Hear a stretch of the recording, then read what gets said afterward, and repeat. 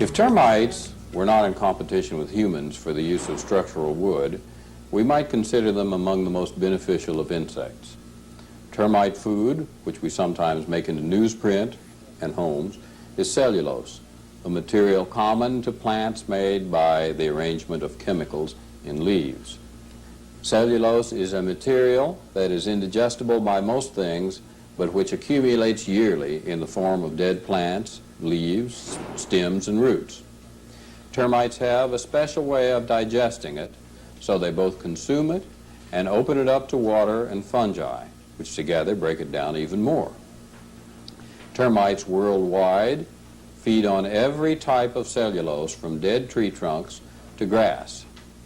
Of the several thousand species or kinds of termites, some make exposed nests in tree limbs, some live in dead branches, some make large soil mounds, but the species most common and destructive in North America makes its colony below the soil surface. I say colony because termites have developed a social system something like the honeybees and ants. They have developed a division of labor where certain members of the colony do certain jobs. We call this a caste system, and a termite colony will usually have 4 castes: reproductives, workers, soldiers, and supplementary reproductives. To understand how a colony develops, let's begin where a colony does, with the swarm. This is where many reproductives leave the colony of their birth to start a new one. We know that the most common species of subterranean termites swarms in the spring, April and May. Some other factors in swarming include colony age, development of wing reproductives, and weather conditions like temperature and humidity. And while we know the ingredients of swarming, we really don't know how those ingredients interact to initiate swarming. A warm morning after a light spring rain seems to combine the conditions that invites many of the colonies in one area to release their reproductive swarms. In nature, the weak, fluttering flight of swarmers does not take the reproductives far without wind assistance. This is not a drawback to survival, though. Since termites' food, cellulose, is commonly found everywhere, they do not have to seek out a specific food source where they would encounter other reproductives with which to mate. With a strong flight, individuals would quickly spread out beyond their ability to detect the odor that attracts the male to the female. A weak flight also allows reproductives from nearby colonies to intermingle, resulting in cross-colony mating. This provides more genetic variation rather than the recessive mating of brothers and sisters from the same colony. Although most swarms occur outside, they generally go unobserved. Sometimes, however, when a colony has infested a building, workers mistakenly release reproductives inside. When the fluttering reproductives land, they quickly break off their long wings by pressing the tips on the ground, snapping them at a weak point near the base. This behavior results in several things. It stops flight and limits the termite to an area where other reproductives are likely to be present. It also removes appendages, which are only an encumbrance to a burrowing animal.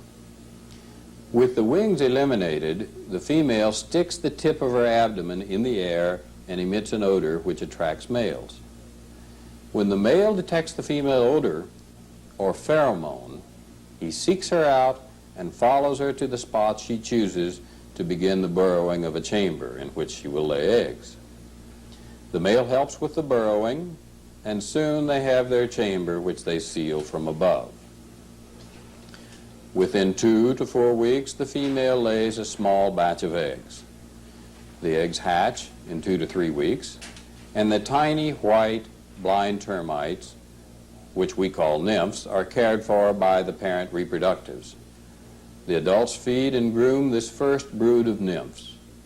As the nymphs develop, they groom the adults also. When they take oral and anal secretions from their parents, they receive the key to cellulose digestion, the single-celled organisms which are able to break down cellulose. These microscopic protozoa and bacteria grow inside the termite's digestive tract, or we call it a gut. When the termites eat wood, the microorganisms digest it, obtaining nourishment for themselves and producing byproducts which nourish the termites also. This is somewhat the same process that cattle and other plant-feeding animals utilize, because cellulose can only be digested by some species of protozoa and bacteria and another group of organisms which accompanies most plant decay, the fungi. With the ability to digest cellulose and to dig, the older nymphs began to feed their parents, the primary reproductives, or the colony king and queen. This development continues until the colony has to tunnel below the soil freezing line before winter. By the end of the first year, the colony consists of a dozen or so nymphs and the king and queen. The second and subsequent years finds the colony increasing in numbers. As long as the colony is relatively small, communications from the king and queen suppress the development of more reproductives. These communications are in the form of odor and chemical messages passed around the colony by grooming. The message to produce more workers seems to be constant, but when the second year gets underway, soldiers begin to appear. Soldiers, like workers, can be of either sex. They develop from half-grown nymphs into termites with large, light brown, eyeless heads with a pair of very dark, long teeth, the tips of which are curved and pointed. With that type of head, the soldiers cannot eat and must be fed by the workers. Their purpose is to distribute themselves about the colonies and await signals of danger. The colony most often becomes endangered through a break in a tunnel. When a tunnel is open to the outside air, the signal for soldiers is transmitted from worker to worker with surprising speed. Soldiers quickly respond and race to the breach. If an intruder is inside a tunnel, workers group around, biting and holding it. The soldiers arrive and bodily shove workers aside and begin snapping at the intruder with their sharp-tipped mandibles. They make their snapping strikes with incredibly quick forward lunges. Their mission is to disable the intruder at all costs. At the milling combat area, the workers crowd in with globs of wet soil and saliva to repair the opening and wall off the intruder. When the intruder no longer responds to the soldiers' attacks, it is left isolated, and the soldiers randomly position themselves in the colony, leaving a few on guard until the workers' wall is completed. Subterranean termite workers spend a large portion of their time tunneling in the soil seeking wood. The bulk of the colony in nature is always located in the soil. The termites exploit the soil for its moisture, its insulation from extremes of heat and cold, and for the food in it and on it. Workers build tunnels of soil to bridge open space between the colony and the food source. The tunnels are built by setting globs of moist soil on each other like a wall of round stones. The workers, protected by soldiers in the shadows, feel the edge of the tunnel with their antennae and set the glob in place. After a short portion is completed, a worker approaches the new part, feels the edge, turns around and squirts a watery liquid over the new portion. The liquid slightly smooths out the globs and strengthens the structure. Tunnels can follow walls to wooden floor joists, or they can be extended back toward the soil as a shortcut from the food back to the nest area. Workers, like other castes, can be of either sex. They are the food gatherers as well as the builders of termite workings. They bite off pieces of wood by setting their jaws in the wood and twisting their heads until the fibers separate. Workers are also the primary groomers in the colony. Grooming both transmits messages and keeps the termite's exoskeleton free of dirt and fungus. As they move about, they leave pheromone trails and physically touch other workers approaching from the opposite direction. With these actions, they tell others where food is and warn of danger and communicate all the other signals necessary to run the colony of interconnecting tunnels extending up and out, foraging for food, or down to find moisture or escape from heat or cold. There is no specific chamber for the eggs or for the queen like we see in some of the tropical species you see here. The queen is herded about the colony by workers. She deposits eggs in the galleries. The eggs are groomed and moved about the colony by workers. After the first year, when the queen is being well fed and her ovarioles mature in increasing numbers, she again mates with the king. Within a week, her abdomen begins to enlarge. She increases to nearly twice her size, and her black abdominal segments are separated by the stretched yellow intersegmental membrane. The queen is not incapacitated by this growth like the great physogastric females of exotic termite species, who must be pushed and tugged by workers to simply change positions. Accompanied by the male, the queen moves about the colony laying eggs while constantly being tended by workers. Male and female reproductives live for many years. Estimates vary. While they are alive, they produce a substance that suppresses the development of other reproductives.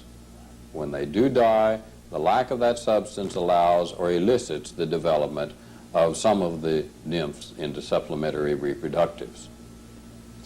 Supplementary reproductives are both sexes, light-colored and worker-like, but with longer abdomens and frequently with short wing pads.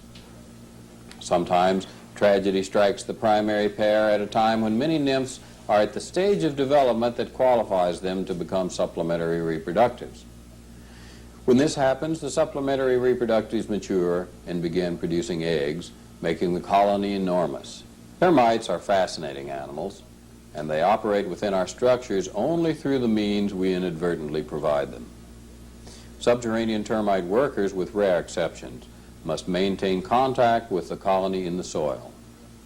They best utilize structural timbers for food when we provide easy routes through faulty building design, failure of construction materials, lack of access for inspection, and all too often direct wood-soil contact. If we learn the abilities and limitations of termites, we will be able to manipulate our control procedures to protect our structures and our environment at the same time. To summarize what we have just seen, we find that termites are a natural part of the environment. They serve as beneficial feeders of cellulose, aiding in the decomposition of leaves and wood, which is continuously recycled in nature. It is when termites invade human structures that their role changes from beneficial to destructive. We also know that there are many species or kinds of termites. A very important species consists of termites which live in colonies underground and commute to infest wood and other cellulose on or above the ground surface. Termites exhibit a high degree of sociality, which can be seen in their colony structure. A termite colony consists of one reproductive pair and their offspring. We call the male and female reproductive pair the king and queen. Their offspring develop from small nymphs into one of four possible forms or castes: reproductives, workers, soldiers, and supplementary reproductives. The castes reflect a division of labor in the colony. The fate of each individual in a subterranean termite colony will be to do the job of their caste throughout their life. Colonies are constantly growing. New colonies are produced by the release of many unmated winged reproductives that fly away from the parent colony. These reproductives, or swarmers, are pigmented dark brown, which screens them from sunlight. They also have eyes. The female swarming reproductive finds a mate by releasing an attracting odor called a pheromone. The male and female pair up and excavate a small subterranean or underground area. They then mate, and the female deposits eggs. When the eggs hatch, the king and queen care for the small nymphs until they are large enough to feed on their own.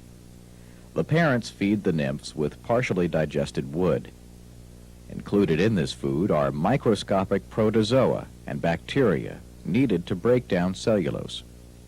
The digested cellulose furnishes the nutrients needed by termites. Cellulose is virtually indigestible without these microorganisms. The termite nymphs are not born with them. Each individual termite receives them from other termites until a necessary population is established in the young termite gut. Without these microorganisms, termites could not digest cellulose and would starve to death. At the end of the first summer or active season, the colony will consist of only a pair of reproductives and 10 to 15 nymphs grown into workers. In the winter, the colony individuals move from above the soil line to deeper below to prevent them from freezing and minimizing their activities. In spring, the reproductives mate again, and the queen deposits more eggs. At this time, the mature workers take care of the eggs and hatched nymphs, feeding and grooming the nymphs and their parents. The colony king and queen also emit other pheromones and chemical messages that regulate colony activities and the development of the offspring. The workers also pass along chemical messages and begin to seek new sources of cellulose. Unlike the dark brown reproductives, workers are white, wingless, and eyeless. These individuals would quickly die in dry conditions, so they keep to moist soil. When they venture into dry wood or dry conditions above ground, they make insulating tunnels. They construct the tunnels using globs of mixed moist soil, waste products, and saliva. They cement these globs together by periodically squirting a liquid from their bodies on the tunnel as it is being built. The termite workers are guided back and forth from colony to wood by following a pheromone trail deposited by the preceding workers.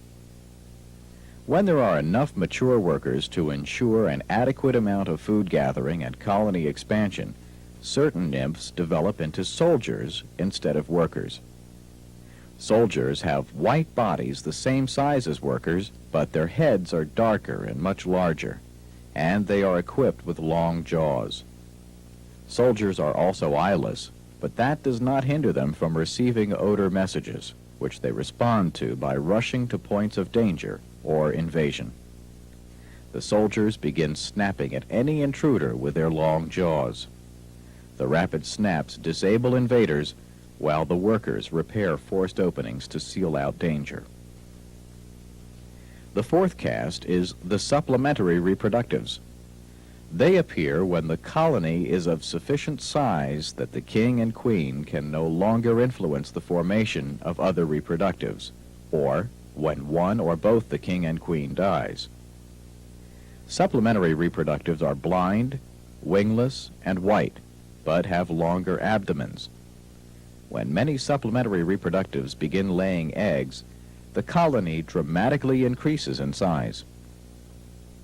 When colonies attain a certain size and age, unmated winged reproductives, or swarmers, appear annually and are released in the late spring to begin the colony cycle all over again. Understanding the life cycle of termites as they develop in their underground colonies gives us the information that we can use to prevent termites from infesting and damaging the structures and products of our customers.